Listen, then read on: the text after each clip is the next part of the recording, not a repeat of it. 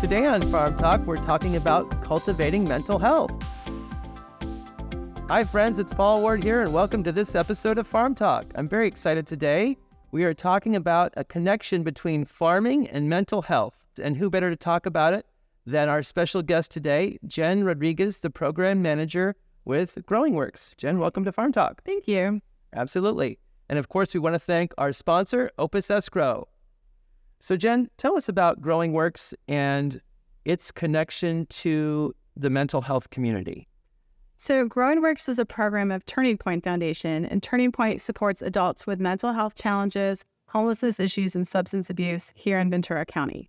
So we're one of 14 programs, but we're the only for-profit business and the only business in that we're a wholesale nursery and a mental health recovery program. And our slogan is actually cultivating mental health.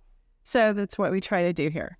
Very cool. Cultivating mental health. Yeah. So who works here? Is it anybody that wants to? Is it folks that have mental challenges? Yes. It's kind of the answer to your first question is yes and no, because we have supported employees and we have members who are our volunteer corps. And all of those people are referred from Ventura County Behavioral Health, with whom we contract for the recovery program. And then we also have community volunteers. So you or your neighbor or your wife's cousin's aunt could go onto the Turning Point Foundation website and fill out a volunteer form.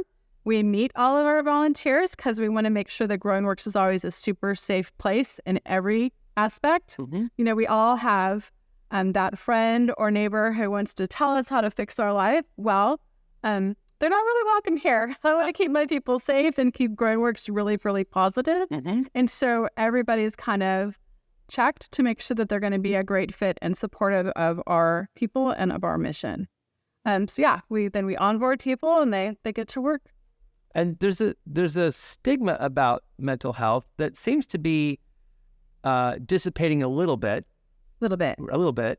And who are the folks, I guess clarifying, who are the folks that work here in terms of their mental health challenges? And how would they be, I guess, benefited, right? Because you're working with nature, yes, and which is kind of a peaceful feeling, right? And the world is stressful. Yes. So this is a very peaceful environment. You know, we have the backdrop of the Santa Monica Mountains.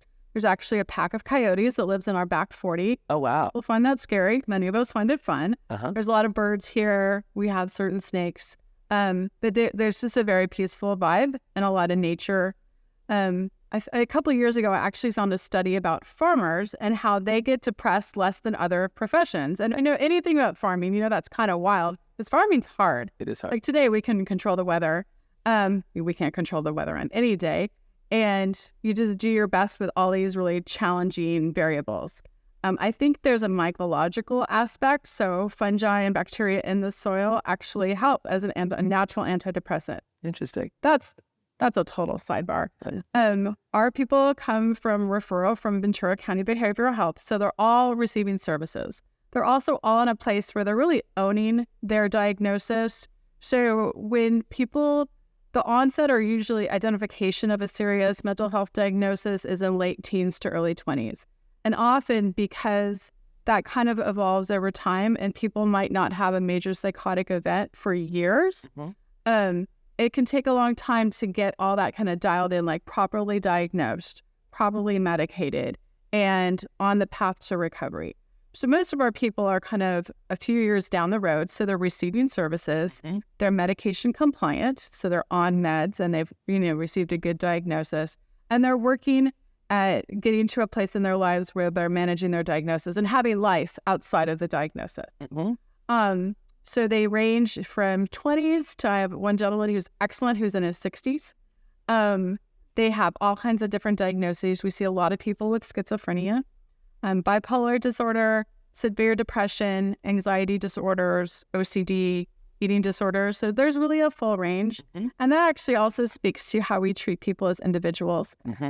Not everybody wants to water. Some people want to drag a hose and water and keep the plants alive. Thank you. But that's not for everybody. And some people don't have the physical strength. And I water, usually I feel it the next day, like it's a Tylenol day, just because they're so heavy. We have one gentleman, the gentleman I spoke of before, who pulls most of our orders. He's great at it. He loves driving the Gator, which is a little electric vehicle.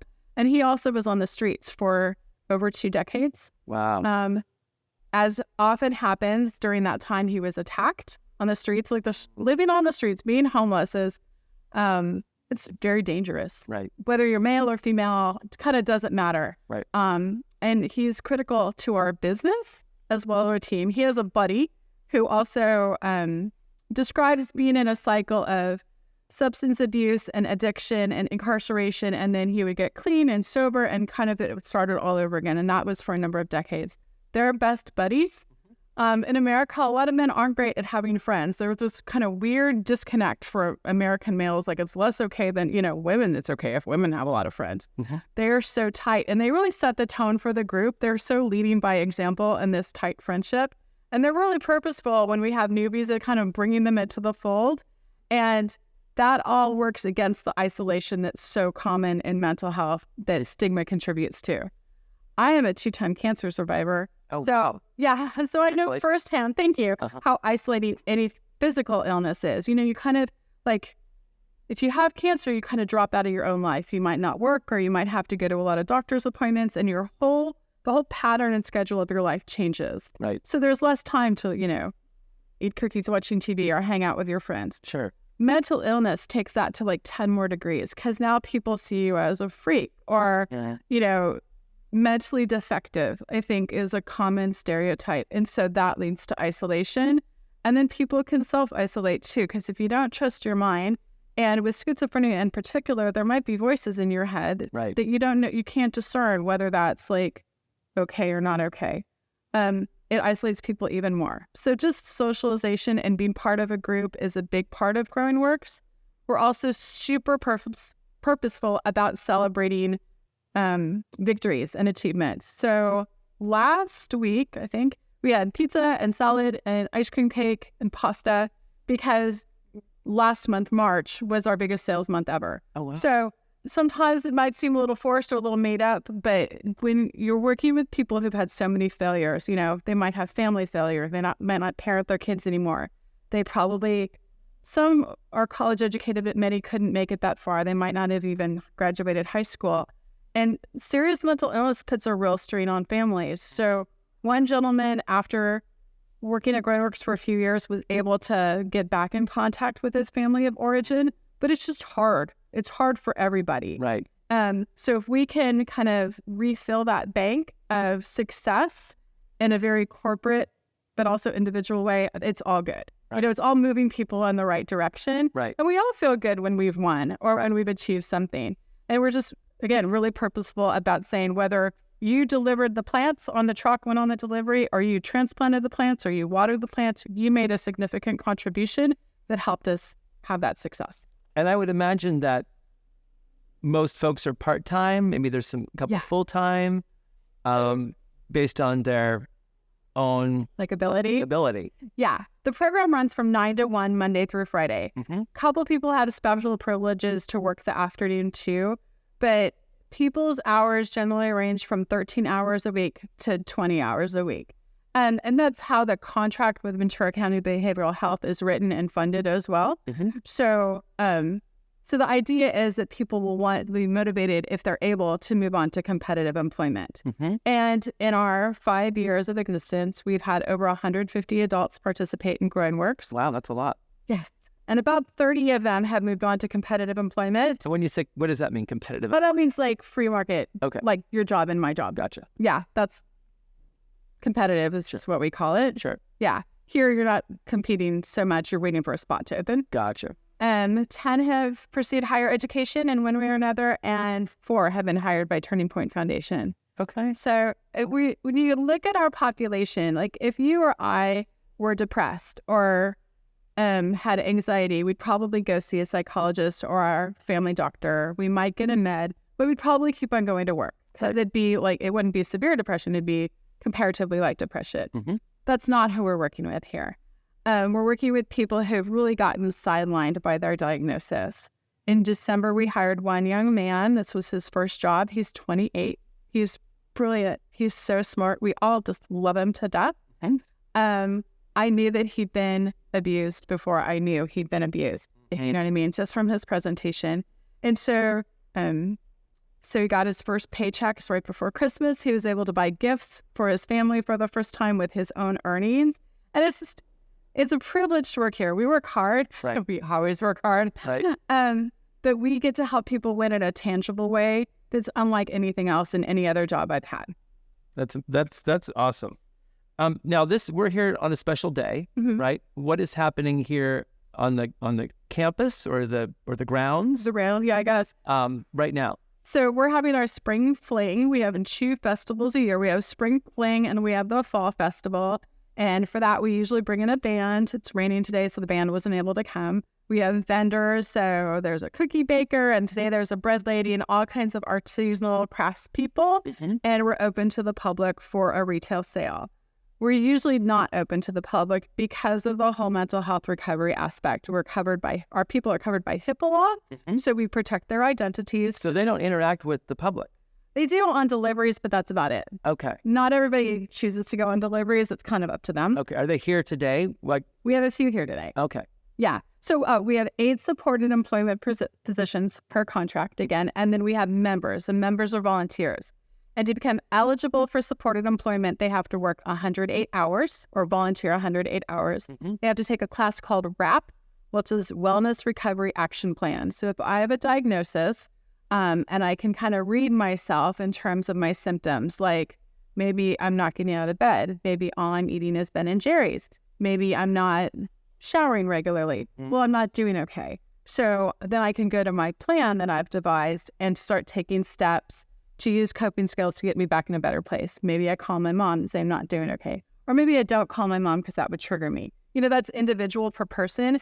But if you can make a plan ahead of time before the fat kind of hits the fan, it helps you to kind of walk out of that more easily before you get to the hospitalization point. Interesting. I'm thinking now about you as the employer and how you're dealing with these. You know, you're operating a nursery, right? It's a for-profit business. I think maybe what $250,000 last year, $250,000 last year, which is amazing. Thank you. And the grounds are beautiful, and there's lots of people here today buying plants, but now you're dealing with employees who have these mental health challenges, not getting out of bed, right? Eating only Ben and Jerry's, out in the non-mental health world. Oh, everybody has is somewhere on the spectrum, right?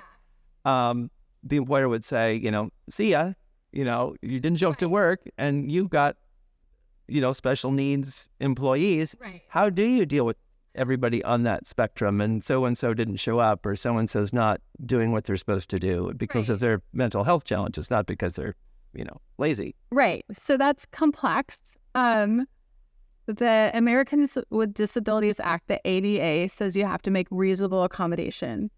We go a number of steps beyond that, which sometimes feels like unreasonable accommodation, but that's the whole point. That's supported employment. We are helping, kind of doing wraparound services and helping people. And the reality, because we see most of our people more often than their case managers do, we can read people more quickly. So if Bobby, who doesn't exist, but Bobby's not washing his hair, we know about it long before his case manager does.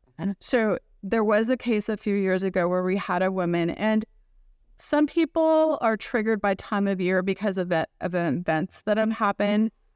So we knew that it was a pattern for her to get triggered in August maybe.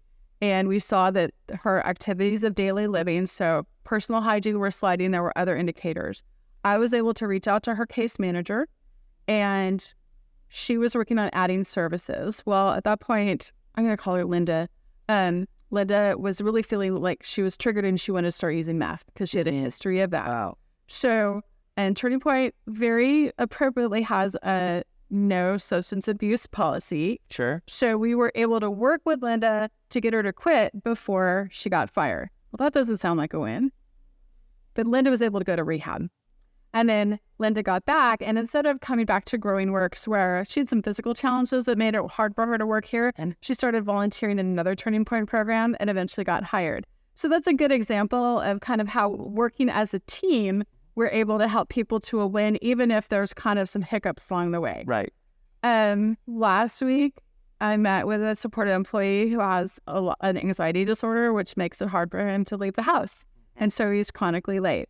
He actually got a note from his doctor saying he legit has an anxiety disorder and it's hard for him to leave the house. So we're going to keep on encouraging him to try to get here on time because that's a great goal. Right. We'll call him Billy. Billy acknowledged that if he had a regular job, he would have been toast within 2 weeks. He knows it. Right. But he can't control it. And he's on meds and he's trying and they're working on adjusting his meds. Billy's great when he's here. We call him the plant whisperer. He has natural ability with plants. He's got a green thumb. He's got green everything. But yeah, it's just really hard for him to get here on time. What is the connection between Growing Works and Turning Point? Is Growing Works part of Turning Point? We're one of 14 programs. Okay. So a lot of what Turning Point does has to do with housing. Mm-hmm. We have a Veterans Transitional Living Project for which we contract with the VA. We have an emergency shelter in Ventura, and we have a number of board and care facilities, as well as the Wellness Center, which is a drop-in center in Oxnard. We're the odd duck in that we're a business, but we're serving the same population. So we actually do transportation from the Wellness Center, and a lot of the Growing Works folks receive services at the Wellness Center as well. Are the Growing Works employees living in a Turning Point facility, or are they living in town? It varies. It really depends on the person. So some live with families, some live independently. Some do live in Turning Point facilities. It all depends on the person. We're on part of 55 acres that were once part of the Camarillo State Mental Hospital. So, and before that, the Lewis Ranches, like Lewis Road. Oh, wow.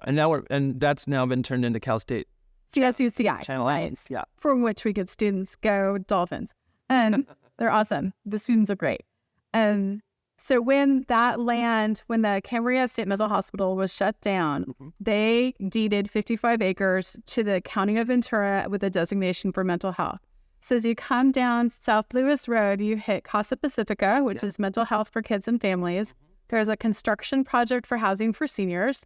There's the Red Barn, which I think we're going to talk about. Right. There's Growing Works for kind of this strange white warehouse building. And then there's 3 different housing projects. There's Via Callegas, which is apartments for adults with mental health challenges. There's Helmont House, which is kind of a higher degree of care. And there's the Casas de Esperanza. So we get a bunch of people from over there. And then we sometimes get people from Helmont and then Casas. And then they go live elsewhere independently, but they stay at Growing Works for employment. So you have other activities throughout the year. You've got a sensory garden. You've got a California native food event. Tell us about those. Right. So we are open to the public twice a month, the 2nd and the 4th Saturday, from 10 to 2, always 10 to 2. So if I want plants, you can come shop then. At those specific times. Right. Okay. The rest of the time we won't let you in. Gotcha. We're going to be nice about it, but we're still not going to let you in. Sure. And wholesale customers can come in during those times, but because we're working with this population, we try to get people to call so that, we know that they're coming. Sure. We have workshops. That's where you're talking about the sensory gardening workshop and edible plants, and those are in conjunction with the retail sales. So every workshop, every 2nd and 4th Saturday this year, we either have a workshop or a festival. Today being Spring Fling and the Fall Festival happening in October. We do a lot of succulent pumpkins and hearts and wreaths because people love those. They're fun. And it's also very therapeutic. We try to make it, not competitive. It's not like our class in college or high school where there'd be a crit and people would be mean. Right. It's just you do you, and we're going to help you do it and give you all the supplies and hope you have. I don't know, employees working on the topiaries, or is that? No, it's like I've hired somebody to do it. Sometimes one of my assistant managers or I gives the workshops. And then we have a number of different experts like Antonio Sanchez, who works for Samo Fund, is doing the edible plants workshop. He's a very dynamic speaker. Check that one out. I'm doing the workshop in 2 weeks about sensory gardening. So we have just a number of different experts coming in to conduct this. Awesome. Yeah. So what does the future have in store for Growing Works? Well, I mentioned the barn next door. The barn is the Red Barn. The Red Barn is unoccupied. It's county owned. This is all county land. And we're working with the county to develop an arts and crafts and light food service project that would be an extension of Growing Works. So not everybody has the agility to work or the desire to work out in the elements, with the dirt and the bugs at Growing Works. But it's well documented that creative activities are therapeutic and really helpful for managing diagnosis and getting stuff out, expressing yourself. And we're also in this weird nether region of Camarillo, the Oxnard Plain, and they grow celery across the street. But if I live at Casas, the Casas are via Callegas next door. I have to go 3 miles into Camarillo to buy milk or broccoli. There's no grocery store. There's nothing out here. Yeah. But tourism and food service are one of the top 10 industries in Ventura County, so it'd be very appropriate to train our population with those skills where they could go out and get competitive employment. And, also be able to buy a cookie and coffee in the afternoon after work. Right. Because who doesn't love cookie and coffee? And I also saw you've got some pretty big infrastructure going on here. You've got a water filtration system. You've got big tanks outside that pumping water from your own well. It's not actually from our own well. It's from Callegas. It's gray water and runoff water, like the water that's in your gutters. So yes, we have a $300,000 DRAM water system. Wow. DRAM is to water systems like, I don't know, like Teslas are to cars. It's the thing. Sure. So we raised $30,000 last year to finish the water system. So we'll take the gray and runoff water, clean it, filter it, and then be able to water the nursery, and we'll have irrigation. So that will take a lot of just the imperfection of hand watering out of that. Right. And we'll run it off our phones. It'll be great. And when the Santa Anas kick up, we can water 4 times a day if we need to, because we have this huge water supply. And moisture just sucks right out of the ground. And you got to start all over again. As a farmer, it's brutal. Yeah. And we have plenty of land in back of the nursery to continue expanding what we grow, including sizes. We're working on funding a bobcat. That's our next big piece of equipment, so we can move bigger boxes. 15-gallon and 24-inch box plants are really heavy, and it's not safe for people. You can move a 15-gallon with 2 or 3 men, but it'd be better with a piece of equipment. We can also do other nursery development stuff and use it as a forklift. So we're working on that. Right now, we sell from Solvang through about LAX and then the San Gabriel Valley. We work with a business developer. He really wants us to get us into SLO and kind of the south side of LA. So you would deliver the plant stuff distance. And I understand that you have a pretty big plant down on the coast. We do. We sell to the Huntington for their plant sale. We sell to Santa Barbara Botanic Garden. We sell to the County of Ventura, and we'll be at the County of Ventura's Earth Day event. We sell to UCLA's Botanic Garden, and then a number of landscapers and independent nurseries throughout the region. You're a business, a for-profit business, but you're also serving a community in need. Do you get a lot of your funding must get some funding from donations or from the county? We do. So we contract with the Ventura County Behavioral Health. So we're viewed as a community-based organization. We're a contractor with VCBH. That's part of it. And we run 2 different budgets, and then we have the nursery. So that $250,000 worth of sales last year pays for the nursery program and buys us things like pots and soils and baby plants, because we do some of our own propagation, and then we pay other nurseries, propagation nurseries, to sell us baby plants that we then plant up, to sell in various sizes. So for folks that are interested in mental health and helping that community, can they get more involved? Absolutely. So on the Turning Point website, there's a volunteer form that they can fill out that magically appears in my inbox once they fill it out, and then we can talk and get them onboarded. So what is that website? It's turningpointfoundation.org. Okay. And is there a Growing Works website as well? There is. The easiest way to get it is through the Turning Point website. Gotcha. Yeah. And is there a phone number, email that folks can reach out if they want to come and buy plants? Yes. Growing Works Sales, all spelled out, at turningpointfoundation.org is a great email address. And our number here at the nursery is 805-586-9900. Awesome. And you guys have social media too? We do. We're on Instagram at Growing Works TPF, and we're also on Facebook. How long has Growing Works been around?